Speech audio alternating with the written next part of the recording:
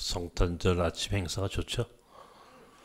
5명의 우리 5명의 역파송 선교사들입니다. 보르마 목사는 아마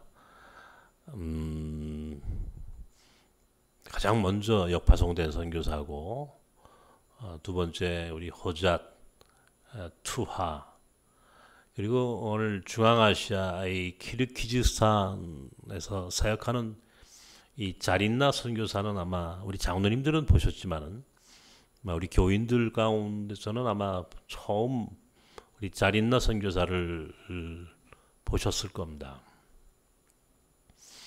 장차 제가 이제 자린나 선교사에 대한 이야기를 더 하겠습니다만은 내년부터 우리 2021년도부터 우리 나섬에서 후원하는 협력 역파송 선교사입니다. 원래 고향은 우즈베키스탄이고 민족은 타직스탄이에요. 페르시아 계통의 우즈베키스탄에서 출생한, 지금은 중앙아시아 키르기즈스탄에서 사역을 하는 굉장히 뛰어난, 또 하나님이 예비하셨고 오랫동안 우리 나섬과 직간접적으로 관계를 맺고 있던 자매였습니다. 내년부터는 우리 나섬에서도 함께 이제 후원하면서 중앙아시아의 선교적인 거점을 만드는 의미에서 함께 동역할 것입니다. 여러분들이 기도 많이 해 주시기 바라고, 우리 빵가지까지 이렇게 5명의 역파송 선교사 가정을 여러분들이 보셨습니다. 근데 저 사람들이 하는 일이란 뭘까요? 왜 우리는 역파송 선교사를, 우리 공동체가 이렇게 큰 공동체도 아닌데 이제 이렇게 5명의 선교사를 파송을 하고 또 우리가 지원하고 함께 동역해야 하는 이유가 무엇입니까? 보다 보니까 우리 호잣 선교사가 그래요. 주님이 오셨던 기쁜 소식을 전하는 자, 이런 표현을 지금 쓰더군요. 오늘 제가 여러분 앞에 증거해야 할 메시지도 바로 그겁니다. 저들이 하려는 사역의 내용은 다른 것이 아니라 예수님의 예수님. 예수님이 이 땅에 오셨다는 것이 얼마나 기쁜 소식인가. 그분이 이 땅에 오셨다는 것이 얼마나 감격적이고 큰 기쁨의 좋은 소식인지를 저들이 이 땅에서 우리 나섬을 통하여 복음을 듣고 또 그 복음, 즉 그 기쁜 소식을 이제 자기 민족을 향해서, 열방을 향해서 또 증거하는 자로 살기 위하여 보내심을 받은 사람들, 바로 이들이 나섬의 역파송 선교사들입니다. 한마디로 얘기해서 우리 교회의 존재 이유는 예수 그리스도를 증거하는 거예요. 그리고 그가 이 땅에 오셨다는 것이 얼마나 기쁜 소식인가, 얼마나 감격적이고 오늘 성경에 나오는 큰 기쁨의 좋은 소식인지를 증거하는 것, 이게 저와 여러분이 그리고 나섬이 존재하는 이유입니다. 그러니까 우리는 그 이야기를 하는 거예요. 지금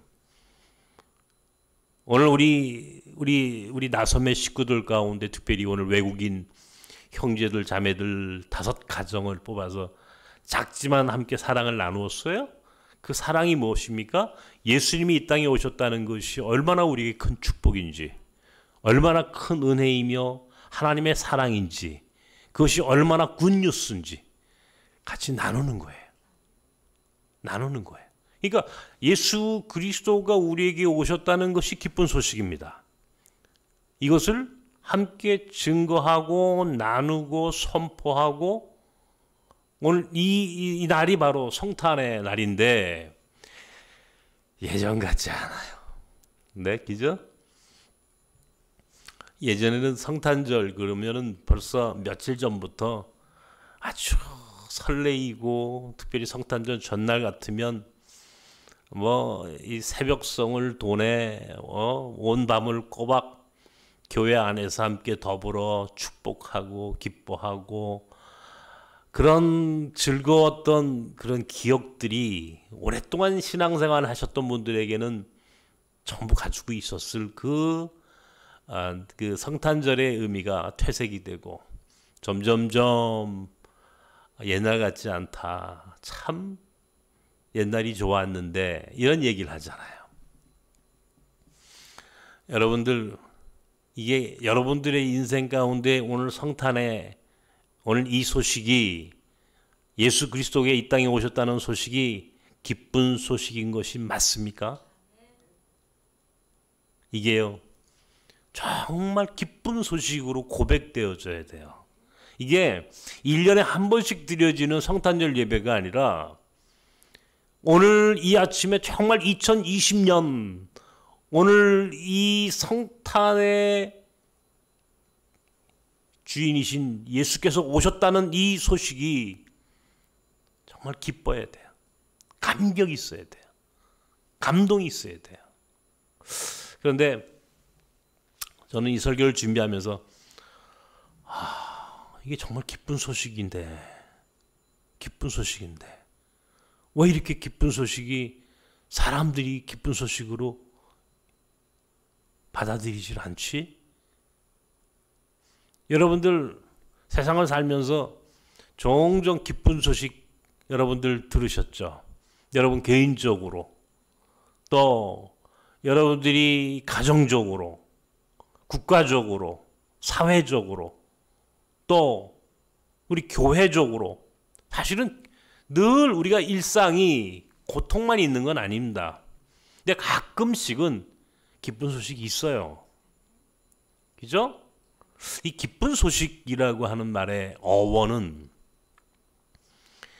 이게 원래 전쟁터에서 이 전쟁이 옛날에는 이 병사들만의 전쟁이 아니고 그 전쟁을 치르는 국가, 그 사회, 공동체 구성원 전체가 생사가 걸린 것이 전쟁이에요.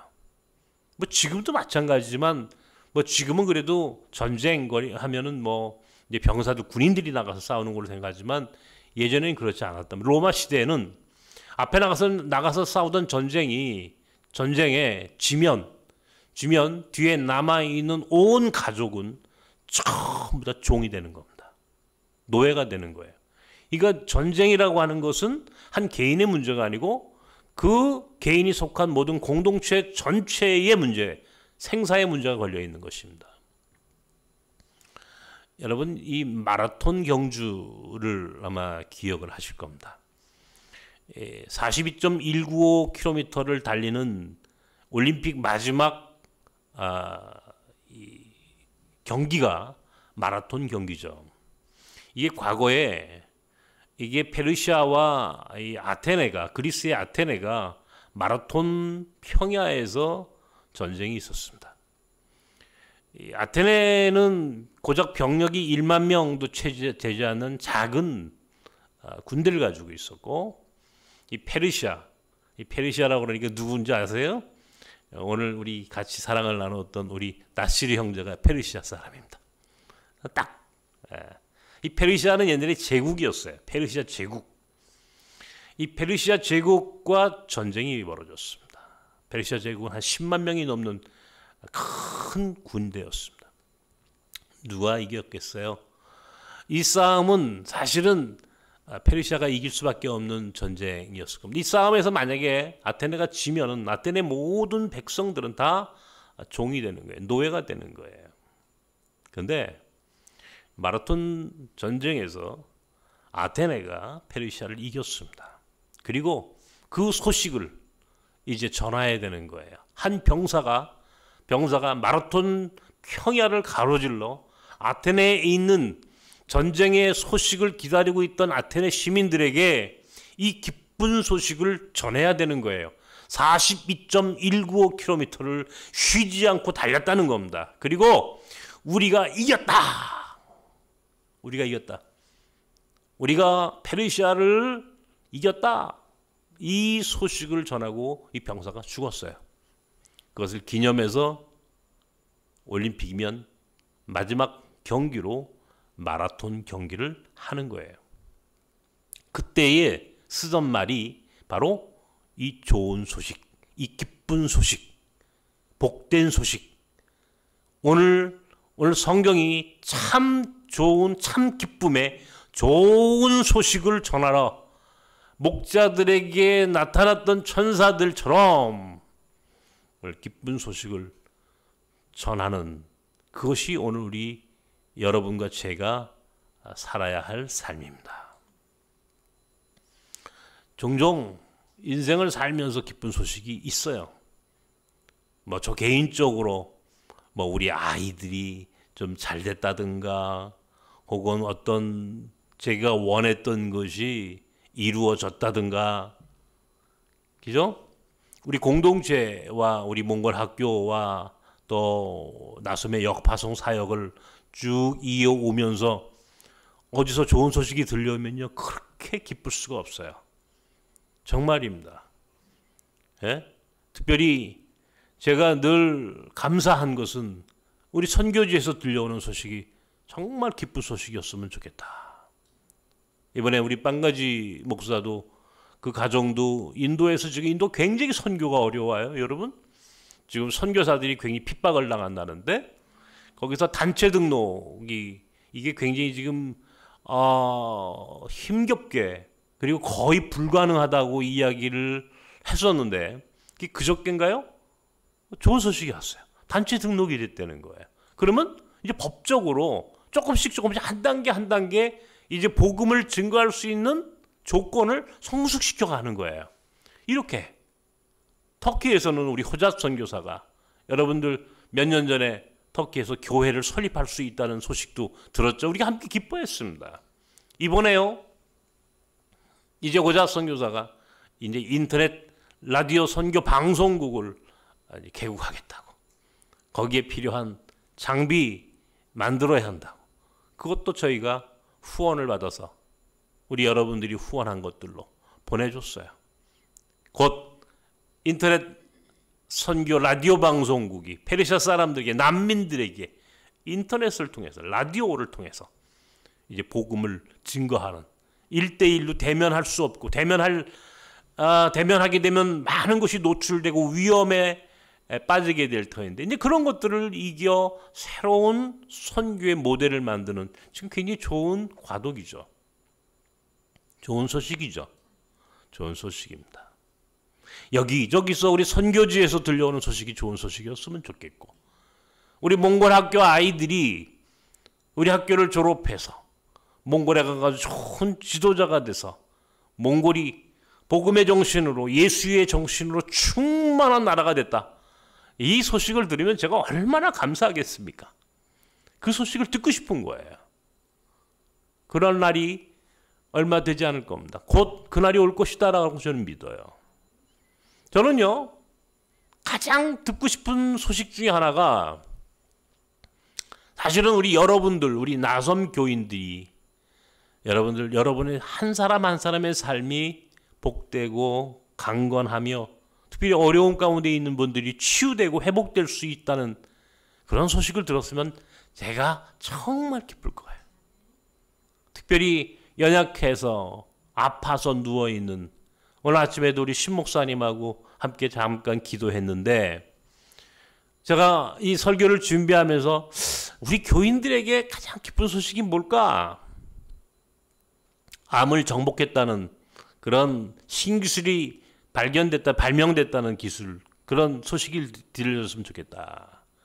특별히 우리 신 목사님이 고통받고 있는 루게릭이 치유될 수 있는 길이 열려졌다.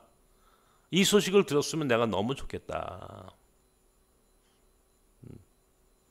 이 여러 가지로 고통 가운데 살아가는 나섬 사람들에게 정말 기쁜 소식이 들려줬으면 얼마나 좋을까. 그런 생각을 해봤어요. 여러분, 예수님 당시에도 사실은 지금과 별 차이가 없었습니다. 아까도 얘기했지만 예수님 당시에는 전쟁이 많았고 특별히 질병의 고통이 심각했어요. 가는 곳마다 아프고 병들고 장애를 가진 사람들이 그냥 지천으로 살고 있던 시대가 바로 예수님이 살고 있던 시대입니다. 가난했죠. 먹을 것이 없었고 소외당했죠. 사랑받지 못했고 위로받지 못하던 사람들이 얼마나 많았는지 말도 못합니다. 그런데 그런 시대가 2000년 전에 예수님이 오셨던 그 시대뿐만 아니라 오늘 2000년이 지난 지금도 전혀 달라지지 않은, 아마 지금의 기쁜 소식에 가장 기쁜 소식이라면 코로나 백신이 나와서 치료제가 나와서 이제는 코로나가 더 이상 두렵지 않습니다. 이런 날이 오기를 학수 고대하죠. 그런 날이 왔으면 좋겠다. 이게 여러분 다 기쁜 소식 중에 다 하나씩입니다. 어떠세요, 여러분? 그런 소식이 여러분 삶 속에 들려지기를 바랍니다. 그런 소식들을 듣고 싶은 거예요. 제가요, 아까 좀 얘기 드렸지만 개인적으로 많은 기쁜 소식에 대한 경험과 간증이 있어요. 사역을 하면서 여기까지 오면서. 그런데 또 듣고 싶은 기쁜 소식이 있습니다. 또 듣고 싶은 기쁜 소식이 내게 있어요. 그게 뭡니까? 내 눈이 보일 수 있다는 소식이 들었으면 좋겠어요. 애들이 얼마 전 내 친구 목사가 여기저기서 찾아가지고 정보를 보내왔어요. 야, 한쪽 눈 수술하는데 2억 원이면 볼 수 있대. 얼마 전에 제가 책을 읽었거든요.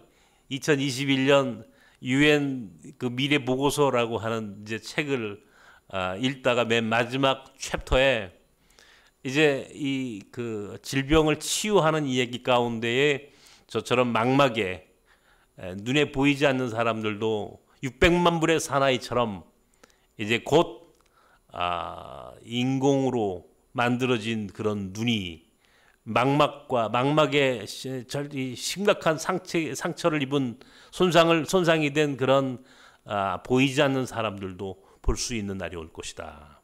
옛날에 여러분 사실은 보면요, 이 안경 쓰고 계신 여러분들, 지금 여러분들 만약에 옛날에 태어나셨더라면 여러분 저와 다름 아니에요. 그죠?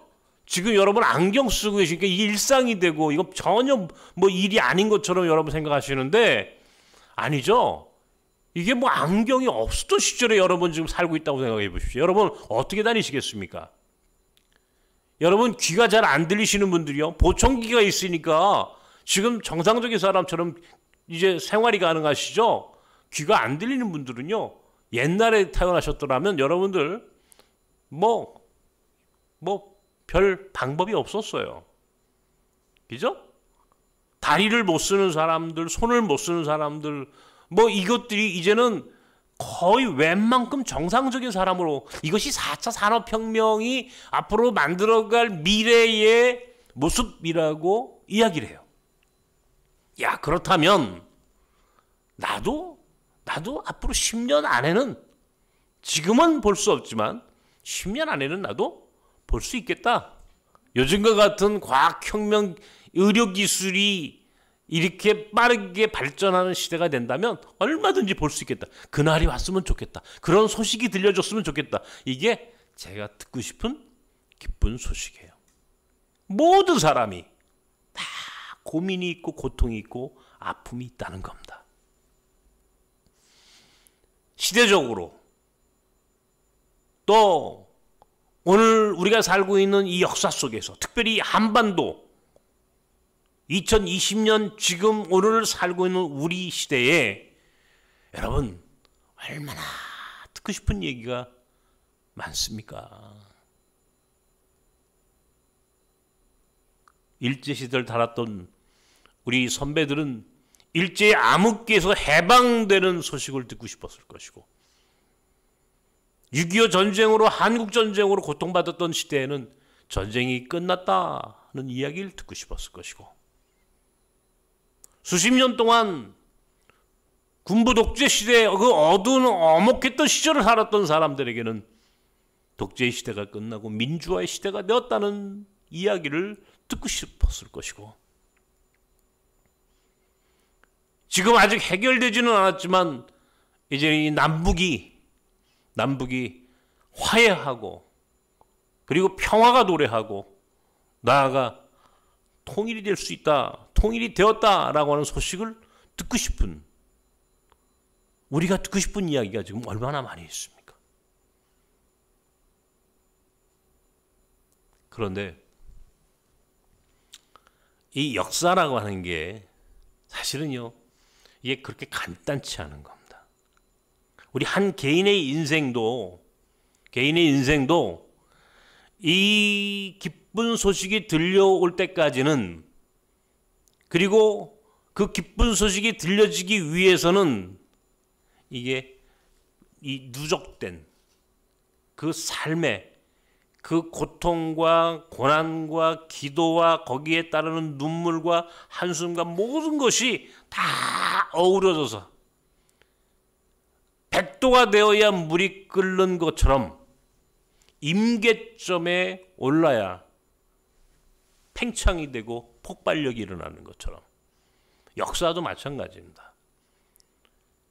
하나님의 아들이 이 땅에 오시는 소위 성육신 사건이 있기 위해서는, 그때까지는 기쁜 소식이, 절대적인 기쁜 소식이 일어나기 위해서는 그런 시간들이, 그런 인내가 오늘 우리에게도 필요하다는 것이죠.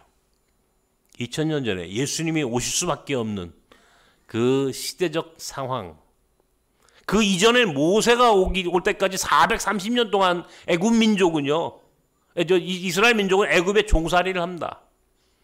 출애굽기 1장에 보면 그들의 탄식 소리가 하나님께 달했다 그랬어요.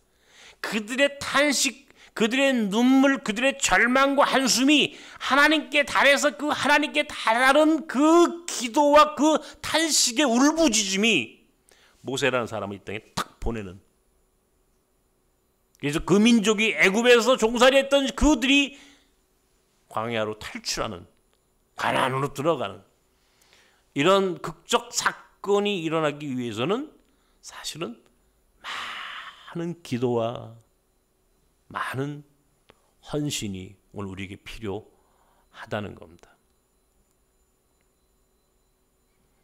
2000년 전에 예수님이 오실 때도 마찬가지였어요.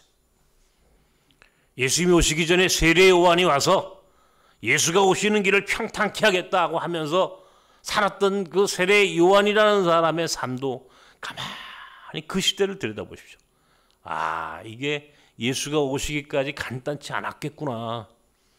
예수란 분이 이 땅에 오시기까지는 그 많은 그런 어려움이, 그 수고와 인내가 그 시대 사람들에게 있었겠구나. 급기야 그 기쁜 소식이 이 땅에 찾아온 겁니다. 그것도 목자들을 통해서 그 기쁜 소식이 들려지고, 그 기쁜 소식이 증거되고, 그렇게 기쁜 소식이 전해지는 이런 역사가 오늘 교회 역사고, 그 교회 역사가 세상을 바꿨어요. 그러니까 인류 역사상 가장 기쁜 소식은 사실은 예수 그리스도가 이 땅에 오셨다는 소식입니다. 예수 그리스도가 2000년 전에 그 기쁜 소식이 오셨고, 그 기쁜 소식이 우리에게까지도 전해졌어요. 그러니까 우리도 지금부터는 그 기쁜 소식이 전해져야 돼요. 누구에게? 기쁜 소식이 필요한 사람들에게. 기쁜 소식이 필요한 사람들에게.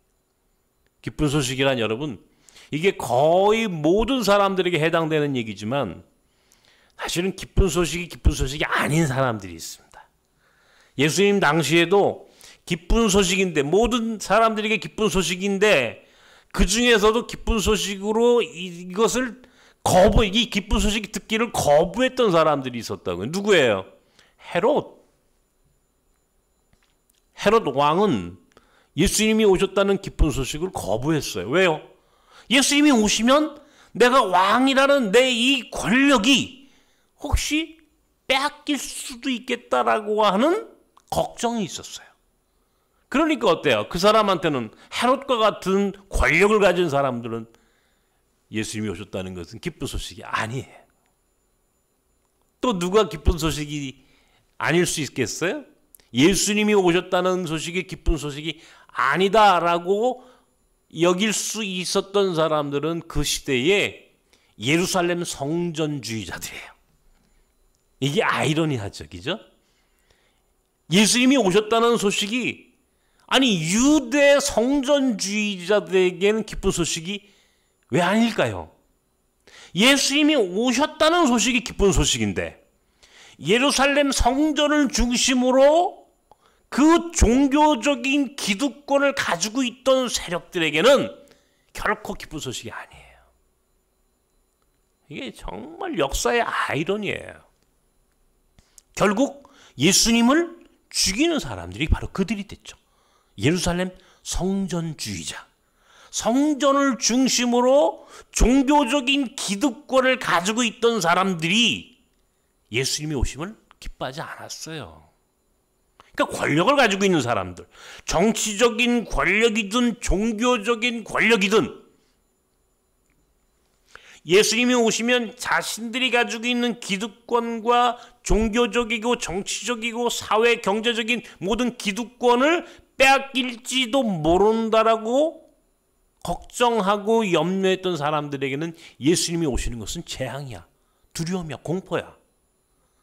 반면에 병들고 가난하고 억눌리고 전쟁에서 종으로 여자로 인권의 사각지대에 살던 사람들,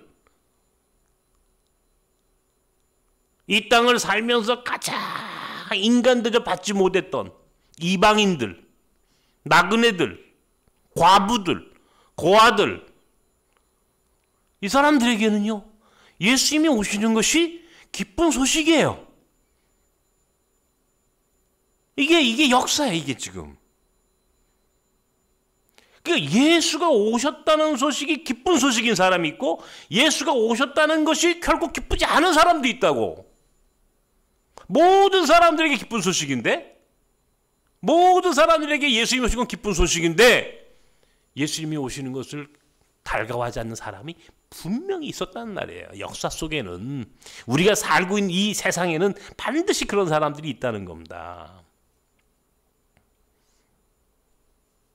나는 오늘 나섬교인들이 내가 묻잖아요. 생각했다는 거 아닙니까? 고민해 본 거예요. 예수님이 오신 것이 기쁜 소식인가? 아니 나에게 기쁜 소식이어야지, 내게 기쁜 소식이어야만이 다른 사람에도 기쁜 소식을 전하는 거예요. 그렇죠? 나에게 기쁜 소식이 아닌데 어떻게 전합니까? 내가 예수님이 오셨다는 게 기쁘지 않으면 증거할 수 없어요. 그러니까 묻잖아요. 여러분 기쁜 소식 맞습니까? 여러분에게 예수님이 오신 게 기쁜 소식이냐고요. 근데 예수님이 오신 게 별로 기쁘지 않아요.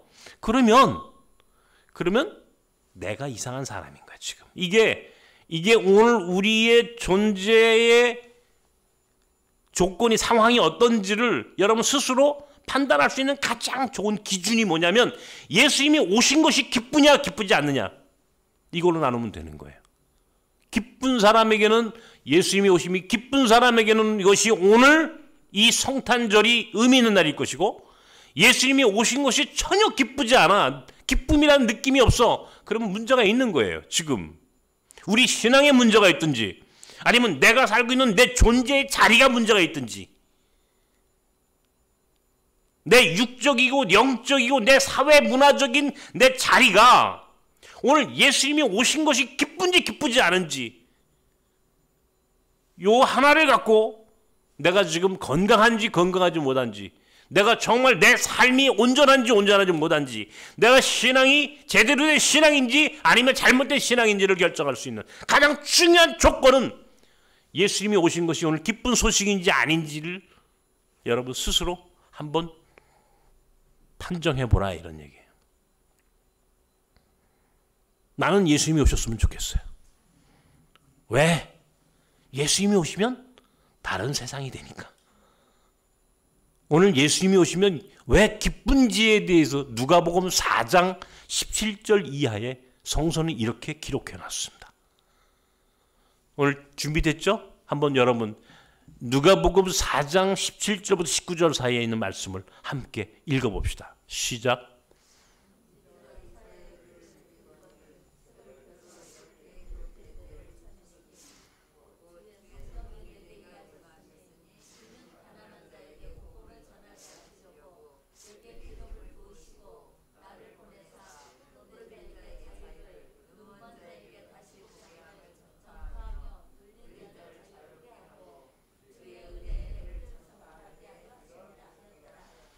아니 예수가 오시면 왜 기쁜지를 성서가 오늘 기록해놨어요. 오늘 우리 설교의 본문은 누가복음 2장인데 2장을 지나서 누가복음 4장입니다. 오늘 이사야에 있는 말씀을 누가복음 기자가 인용을 해서 예수님이 오시면 왜 기쁜지에 대하여 설명해놨어요. 그러니까 예수님이 오시면 기쁜 사람은 누구인지에 대해 설명했어요. 누구예요? 가난한 사람, 포로된 사람, 눈먼 사람, 눌린 사람. 그죠? 누가 예수님이 오시면 기쁘다 그랬어요? 가난하고 포로되고 눈멀고 눌려 살았던 사람들은 예수님이 오시면 기쁜 거야. 그러니까 반대로 가난하지 않다고 생각하는 사람, 포로되지 않은 사람, 건강한 사람, 혹은 눌리지 않은, 혹은 사람을 억압하는 사람, 위치가 다른 거죠 지금. 이 사람들의 입장에서 예수가 오시는 것이 기쁘지 않아요. 이게 제가 몇 주 전에도 이런 비슷한 설교를 했습니다만은 왜 예수님이 이 땅에 오시는 것이 이 얼마나 의미 있는 사건인지에 대해서 우리가 이게 고백하고 이게 느껴야 돼요. 예수님이 오신다는 것이 의미가 무엇인지를 깨달아야 되는 거예요. 가난하고 포로되고 눈멀고 눌림받은 사람들 누굽니까? 여러분 가난하다라고 하는 게 사회적인 이게 경제적인 가난함 플러스 성경은요 심령이 가난한 사람들, 마음이 가난한 사람들, 육체적으로 가난한 사람들, 마음이 영적으로 가난한 사람들. 마태복음은 심령이 가난하다고 그러고요. 누가복음은 그냥 가난한 사람들 이렇게 표현합니다. 이게 어느 하나만 얘기하는 게 아니에요. 막 어떤 사람들은 뭐 영적으로만 설명하고 어떤 사람은 사회 경제적으로만 설명. 그렇지 않아요. 인간은 전인적인 거예요. 그냥 가난한 사람들, 경제적으로 가난하든 마음이 가난하든 가난한 사람들이에요. 포로된 사람들, 아까 얘기했죠. 전쟁이 끝나면요, 전쟁에서 진 사람들은 전부 다 노예가 되는 거예요. 여자든 그 사회 구성원들 모두가 다 노예입니다. 그러니까 전부 다 노예 신분이. 노예가 굉장히 많았어요. 그 시대에는, 예수님 당시에는. 예? 로마 시민권자를 가지고 있는 사람들 빼놓고는 다 노예들이. 엄밀히 따져서. 노예 생활하던, 사회적으로 노예로 종살이 하던 사람들. 눈먼 사람들이라는 게 단순히 눈만 안 보이는 사람이 아닙니다. 예수님이 공생애 3년 동안 다니시면요, 수많은 사람들을 만나시는데 그 사람들 제일 많은 사람들이 병든 사람들이었어요. 혈증 앓던 여인, 안진뱅이, 문득병 환자. 여러분, 예수님이 만났던 수많은 사람들 가운데 제일 많은 사람이 병든 사람들이에요. 제가 아까 얘기했죠. 나는 예수님이 오셨으면 제일 좋겠다. 기쁜 소식이니까. 나한테는 기쁜 소식이니까. 왜? 그분이 오시면 난 본다니까? 그분이 오시면 내 육신이 건강을 얻어. 그분이 오시면 내 삶이 깨끗해져. 그분이 오시면 내 가난함도, 내가 포로된 내 삶도, 그분이 오시면 내가 눌려 살았던, 여러분 그냥 눌려 살았다라고 하는 게 이게 사회적인 또 경제적인 정치적인 의미도 있지만, 여러분 여기서 눌려 살지 않는 사람이 있습니까? 여러분 아주 자유로우세요? 아니죠. 저는요, 안 그래요. 가위 눌려 살 때가 많아요. 스트레스가 너무 많아요. 심리적으로, 정신적으로, 영적으로. 하물며 요즘 우리 집사람이 나를 눌러. 어떤 때는요, 내가 이렇게 됐나 싶은 정말 어떤 이 하루하루의 삶이 여러분 우리 인생이란 오늘 이 누가복음 4장 17절 이하에 나오는 이 삶의 카테고리 안에 여러분 다 섞여 있어요. 그죠?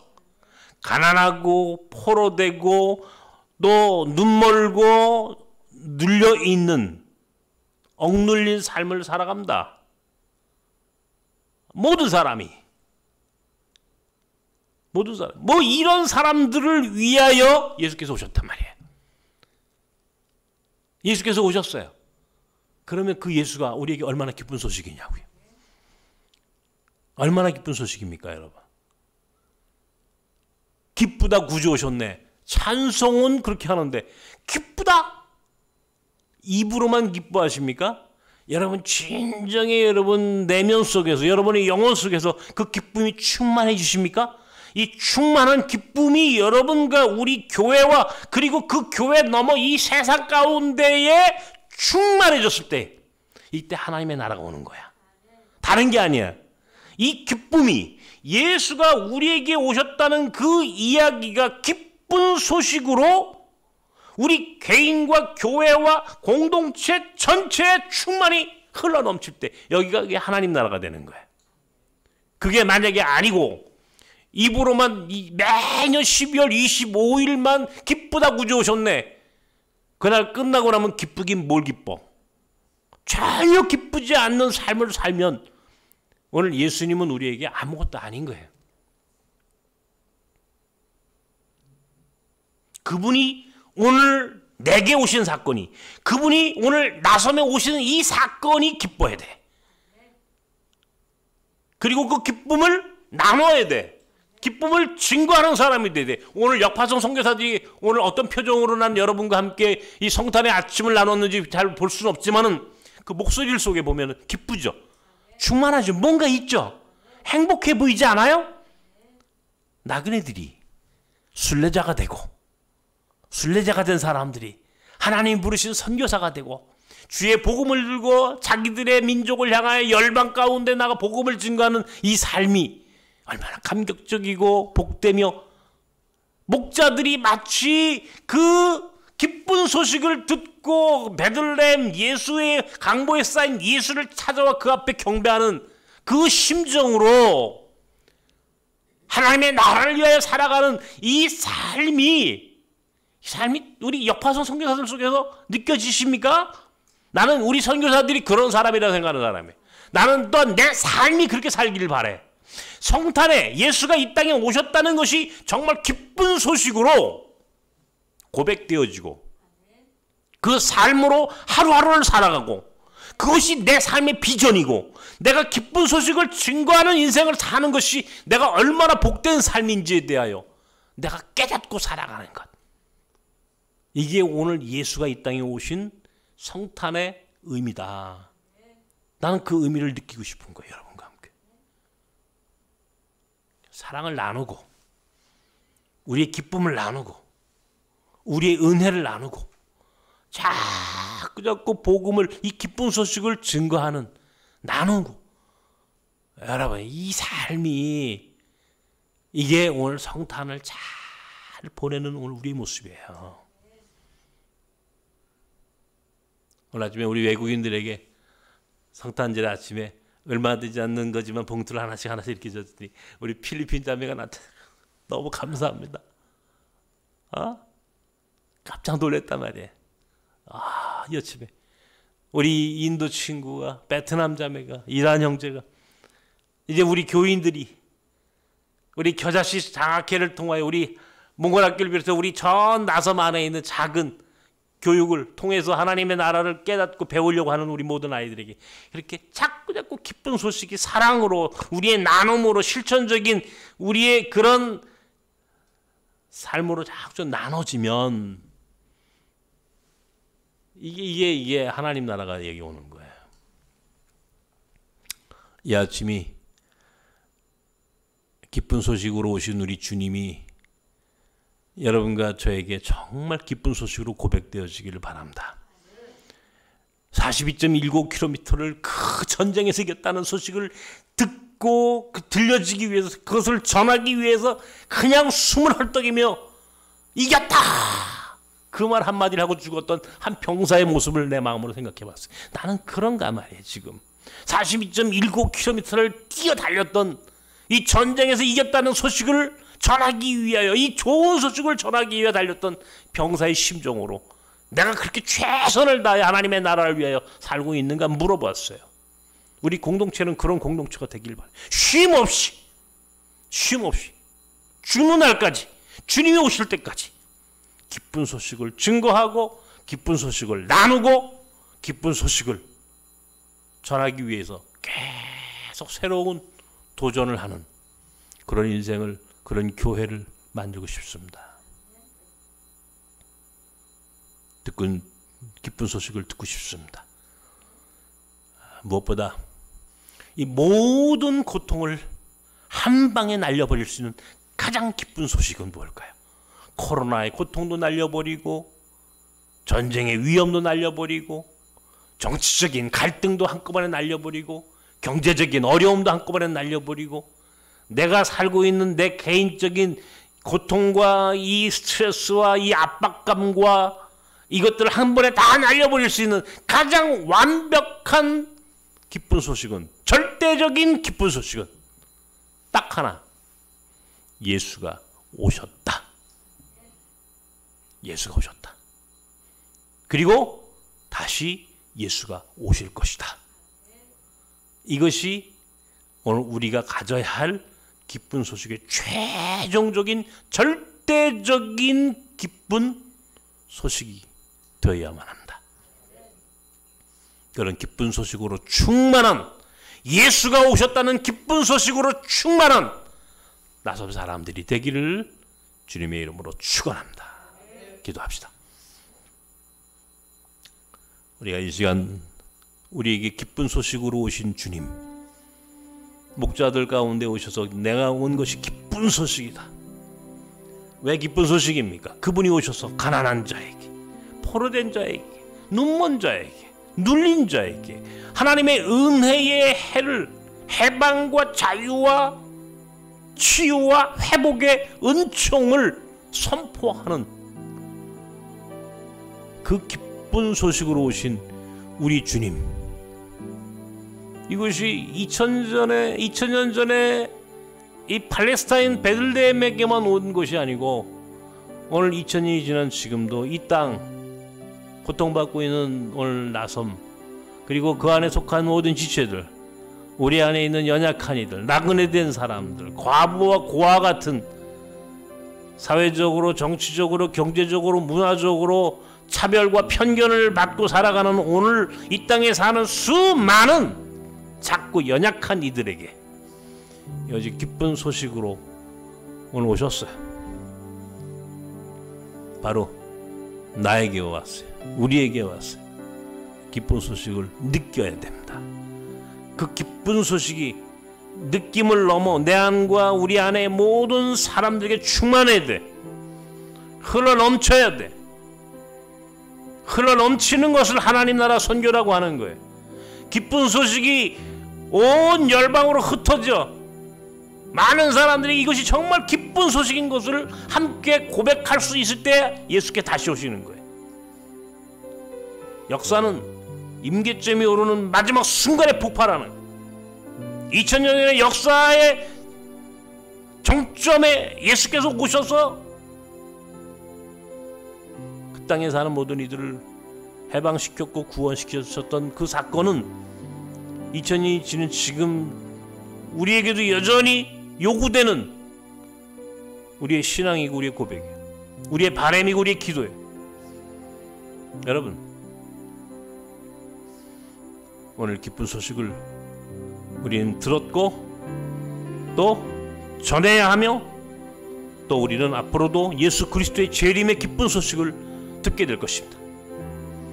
이 기쁜 소식, 굿뉴스, 이 말씀을 잊지 마십시오. 여러분, 이 기쁜 소식을 붙잡고 기쁜 소식 가운데 살아가는 여러분이 되기 위하여 이 시간 함께 기도합시다.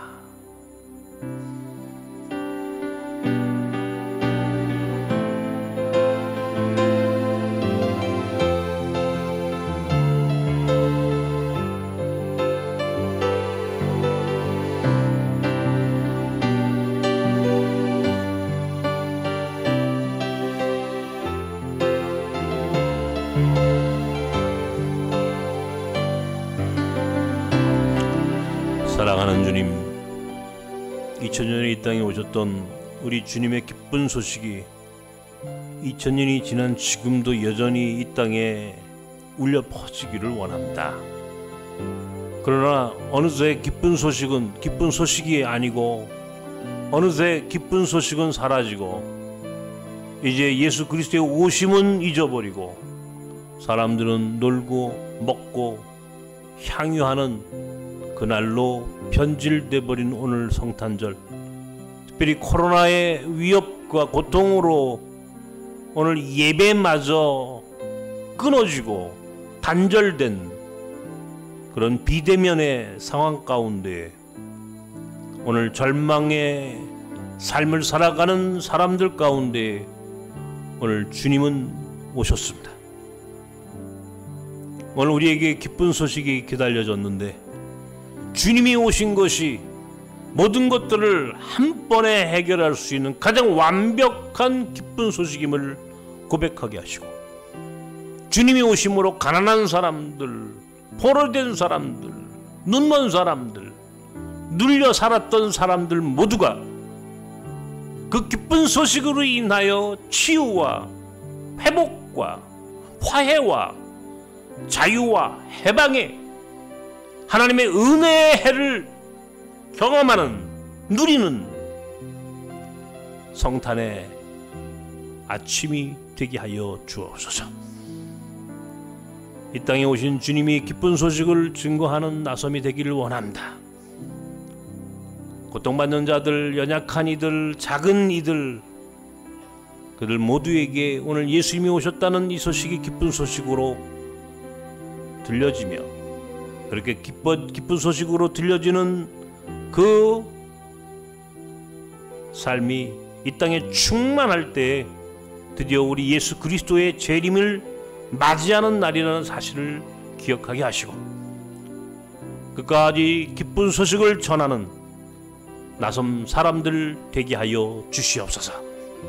이제는 우리 주 예수 그리스도의 크신 은혜와 하나님의 사랑, 성령의 교통 역사하심이 기쁜 소식을 듣고 기쁜 소식을 전하기를 마음속 깊이 결단하는, 그리고 그날을 누리기를 원하는 사랑하는 나섬 사람들 가운데에, 그리고 우리들 가운데 기쁜 소식으로 살기를, 충만한 기쁜 소식으로 충만한 은총의 삶을 살기를 원하는 사랑하는 나섬 사람들 가운데 이제 영원까지 함께 하시길 간절히 축원하옵나이다. 아멘.